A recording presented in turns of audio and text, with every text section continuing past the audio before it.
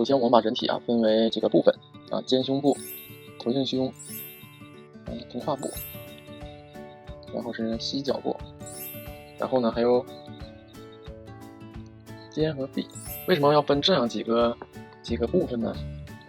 因为啊，在经过一段时间的这个人体的绘画呢，我自己总结了一些经验，就是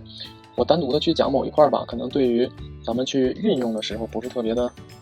实用，对你实操不是很有帮助。然后呢，我发现这个人体啊又非常的神奇啊，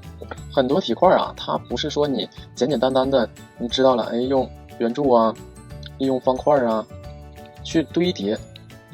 它没这么简单。你堆出来的人呢，你可能是个人，但是它不一定好看。最重要的，而且它不一定像真人。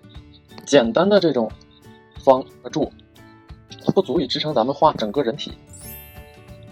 它只是帮助咱们去理解一个基本体。这个基本体呢，就不含动态以及自然的形态。所以呢，我在这个自己画的过程当中和这么多年的教学当中呢，总结出来几个这样的一个方法，然后觉得比较好用，就想给大家分享一下。在刚才的这个分区域里面，就是咱把人体啊分成这么几个区域，这几个部分里面有一些重叠的，比如说你看肩胸部里面有胸，然后呢肩臂部里面也有肩，这是为什么呢？就是我在画的过程当中，我发现有些体块啊，它们的作用和功能是不一样的，所以呢，我觉得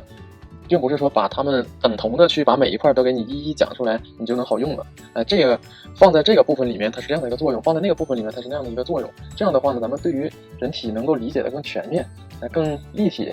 然后你在实操在画的时候运用就会更自如不会特别的刻板，特别的死板，你对它的印象不会形成刻板印象。不像咱们去背解剖图，你从这个解剖图的这个角度看，肩三角肌就是这样的一个三角形状，但是呢，它换了一个角度，或者说换了一个动作，看到的形状它就不一样，是对咱们这样的一个帮助。